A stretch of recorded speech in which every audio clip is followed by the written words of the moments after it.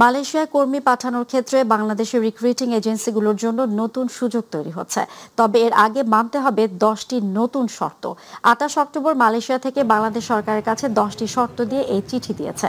প্রতিনিধি আশরাফুল মামুন জানান, এতদিন বিশেষ সিন্ডিকেটের আওতায় অন্য দেশের তুলনায় বাংলাদেশে কম সংখ্যক রিক্রুটিং এজেন্সি সুযোগ পেত। বর্তমান সরকার অন্যান্য কর্মী প্রেরণকারী দেশের সঙ্গে সমতা রক্ষার উদ্যোগ নিয়েছে এবং বৈধ লাইসেন্সধারী সকল এজেন্টকে অন্তর্ভুক্ত করতে মালয়েশিয়া সরকারকে অনুরোধ জানায়।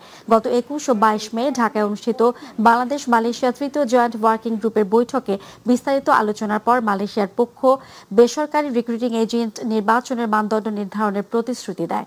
সে ধারাবাহিকতায় 27 অক্টোবর বাংলাদেশকে রিক্রুটিং এজেন্ট সিলেকশন ক্রাইটেরিয়া পাঠিয়েছে মালয়েশিয়া সরকার। শুরু হয়েছে 2026 সালের হজের কার্যক্রম। বাংলাদেশ থেকে 82,000 হজ যাত্রী হজ ব্রত পালন করবে বলে জানিয়েছে ধর্ম মন্ত্রণালয়। সৌদি সরকারের গাইডলাইন অনুযায়ী বৃহস্পতিবার বাংলাদেশে হজ যাত্রীদের চূড়ান্ত সংখ্যা জানানো হয় দেশটিকে। এদিকে বেসরকারি এজেন্সিগুলো দাবি জানিয়েছে সময় বাড়ানোর। প্রতিনিধি এম সাইফুল ইসলাম জানান, নভেম্বরের দ্বিতীয় সপ্তাহে বাংলাদেশ ও সৌদি সরকারের মধ্যে 2026 সালের হজ চুক্তি সম্পাদনের কথা রয়েছে। ইতোমধ্যে বাংলাদেশ সহ সব কয়টি দেশকে নিবন্ধন সময় বাড়ানো হবে না মর্মে জানানোর পর বাংলাদেশের 82,000 হজযাত্রী এবছর হজ পালন করবেন বলে জানানো হয় দেশটিকে। এদিকে বেসরকারি হজ এজেন্সিগুলো নিবন্ধনের সময় বাড়ানোর দাবি জানিয়েছেন। আমি বাংলাদেশ সরকারের মাননীয় ধর্ম উপদেষ্টার প্রতি আমার এই আকুল আবেদন যেন এই কোটাটা এই রেজিস্ট্রেশনটা 30 তারিখ পর্যন্ত বর্ধিত করা হয়। আগামী মাসের প্রথম সপ্তাহে 7 থেকে 9 তারিখ হজ চুক্তি অনুষ্ঠিত হবে। বিশ্বের সকল দেশ, যে সকল দেশ থেকে হাজিরা আসেন সৌদি আরবে, সেই সকল দেশের প্রতিনিধি সেই হজ চুক্তি এবং হজ মেলায় অংশগ্রহণ করবে। বাংলাদেশের পক্ষে মাননীয় উপদেষ্টা ধর্ম মন্ত্রণালয় এবং সম্মানিত সচিব ধর্ম বিষয়ক মন্ত্রণালয় তারা আসবেন। জুলাই আন্দোলনে আলেম উলামা এবং প্রবাসীদের ভূমিকা প্রত্যাশা প্রাপ্তি শীর্ষক আলোচনা সভা করেছে খেলাফত মজলিস ফ্রান্স।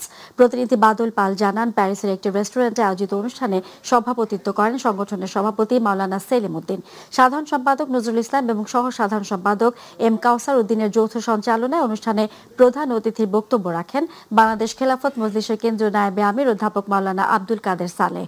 বিশেষ অতিথির বক্তব্য রাখেন সংগঠনের ইউরোপ জোনের সহকারী পরিচালক আব্দুল মুকিত আজাদ, এনামুর রহমান, ডক্টর আজাবুল হক, আফম সোয়াইব, খসরু খান, মাওলানা হুমায়ুন রশিদ নুরি, মাওলানা নুফাইস বরকতপুরি, আনিসুর রহমান, জমিয়ত সভাপতি খালেদ আহমেদ জাইম, মুফতি হাবিবুর রহমান।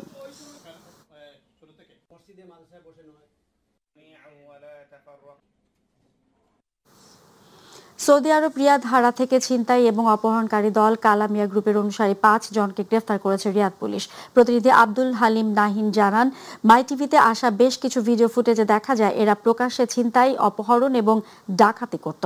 অন্যদিকে এদের গাইড হিসেবে নিয়ন্ত্রণ করত রিয়াদের হারার শীর্ষ সন্ত্রাসী লায়েন্স আহমেদ কালা রিয়াদে বেশ কয়েকবার এসব অপরাধের কারণে গ্রেফতার হয়েছিলেন।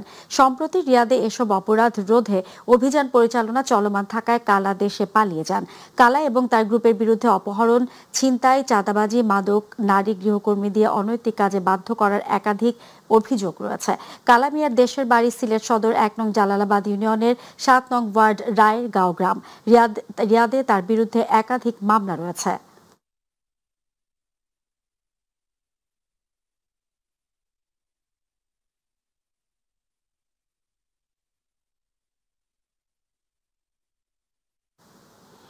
সৌদি আরবের পবিত্র নগরী মদিনা শরীফে যথাযথ মর্যাদায় পালন হয়েছে পবিত্র ঈদে মিলাদুন্নবী সাল্লাল্লাহু আলাইহি ওয়াসাল্লাম ও হাদিয়ে জামান হজরতুল আল্লামা শাহ সুফি সৈয়দ আবু জাফর মোহাম্মদ শেহেব উদ্দিন খালেদ রহমতুল্লাহি আলামিন চন্দ্রবার্ষিকী ওরস শরীফ।